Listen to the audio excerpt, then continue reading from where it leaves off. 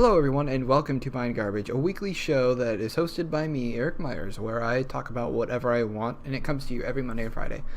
Today, I want to be talking to you about. I want to be talking. That's terrible English. Let me start over on that. Today, I want to talk to you about Hitman Episode 2, like Suspenza, whatever it's called, the level that takes place in Spain.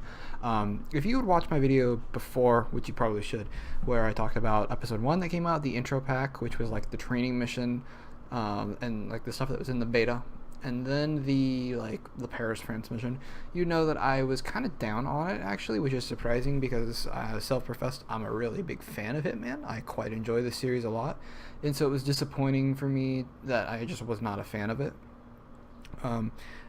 This episode, though, has made me not necessarily change my tune, but my tune is a lot more positive this time around. If you didn't know, this episode takes place, and I'm not even really paying attention to the story. I've played enough of it. Probably played the map over a couple times. I'm around like a level 12, I think. And so far, I really like it. I like it a lot better than Paris. My major complaint with Paris is that it didn't feel like there was enough content just in that one map. This one is huge and sprawling, and to give you an idea of how big it is, if you played the intro pack in the Paris level before, if you remember how big just that map was, that map roughly is probably like, because there's another like sort of like palace-y sort of place. That place is roughly the size of the whole map, and there is a town square, there's a church, there is an old tower, and then there's like a whole freaking underground like cave tunnel system. And so what I'm really enjoying about just this particular map, is the amount of things that there are to do, and they've done stuff to kind of clean up the interface, which is something I really enjoyed. For example, in the first level pack that we would do, whenever you would do challenges or anything like that, it didn't really let you know whether or not you completed it, and it was kind of glitchy. So it would tell you that you didn't do it, but you would do it again, and it like wouldn't check mark it off, which is something I really didn't like. They seemed to fix that with the latest patch, and what they did that I really enjoyed was that they have it grayed out, and then when you do it and complete it, then it shows it as, colored and everything. There's a few ones in there that are, fun, creative, funny assassinations. One of them that I thought was hilarious is one of the targets plays golf, and in the ICA safe house there's an explosive golf ball, so you can have fun, let that down, put in the ball thing, watch him swing 4 and he blows up.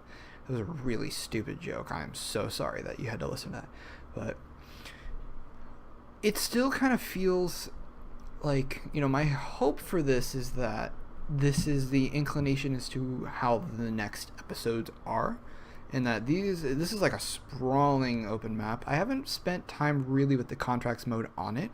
My hope is that you have your contracts, at least the featured ones, or the ones that are made by Square Enix, that they're actual like they're in different parts of the map. So one, and granted that's what it will be, but what I didn't like about Paris is that everything felt so compact and it was just the one same area, whereas this has so much more variety to it. And so, kind of like I said, there's a church, there's this tower, there's an underground thing, then there's a palace in the center, a town square. There's a lot of different variations to where this is, to me, them thinking in mind, okay, we have this contract system, this online thing that we want you to explore and have fun with, and this is a great way, I feel like, and a step in the right direction to give you actual options, which I felt was really lacking from it. The gameplay is largely the same. There's a few little more tweaks into it, a few new weapons and disguises and things like that. Like, overall, I'm actually pretty pleased with the way that this pack has turned out. I don't really have, most of my negative complaints really about it are, and this is just my own sort of thing, and I have no sources or anything to back this up, it's just my own guess. A lot of the, areas in the map seem like they're kind of lifted from Just Cause 3.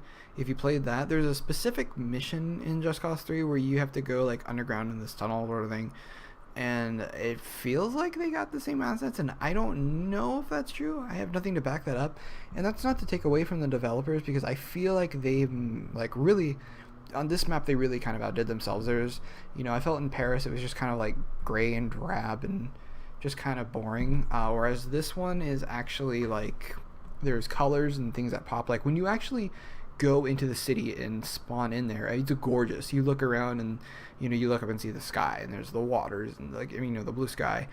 The buildings, the architecture looks really cool. One thing that I was really impressed by is that pretty much all the buildings you can go into, and they all have levels, and that's the thing that is really cool to me. And that this is to me a step, like I said, a step in the right direction for Hitman, is that there's so much layers to the onion of this level. Sorry, I just spoke a lot without taking it seriously. Oh my goodness. Oh my god, this is professional videography right here. It's funny because I'm not going to edit this out because in case you haven't noticed, the quality's dipped a lot in the show. I'm so lazy. But I really appreciate that. I was taking some time to, my want to play through is like, I'm just going to take it slow and, really just explore this map. And I'm still finding like new opportunities in different areas and things to explore. And the thing is that I appreciate about it is that all the opportunities feel different from each other. A complaint that I kind of had with myself in Paris is that everything sort of just felt the same, and there is more of that. Like one thing that I don't like, and I hope is something that they kind of change, is that in the first Paris one you had 2 targets, a male and a female, and they had to get out of there. And then in this one you have a male and a female, and then you have to destroy a virus, and then you jettison out of there. Now that's not necessarily wrong, and it fits the overall story of what they're building, but my hope is that at least the next one, it's fine to have multiple targets, but I kind of like the idea of just I want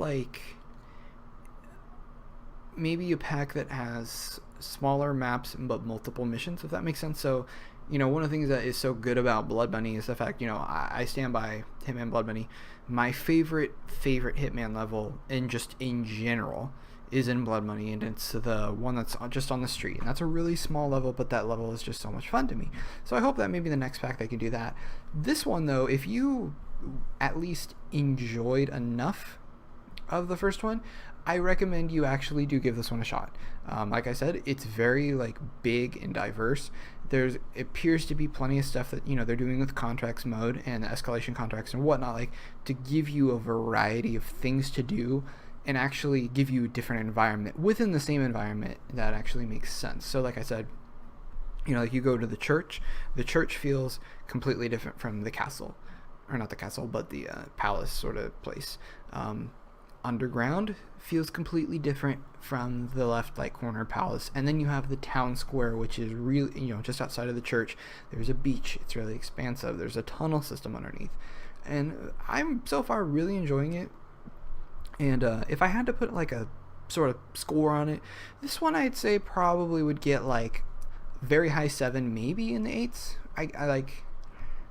Probably in the 8. I did really enjoy this one, and I thought it was it was a step above, by a lot, from the Paris one, because I was not hot on Paris at all.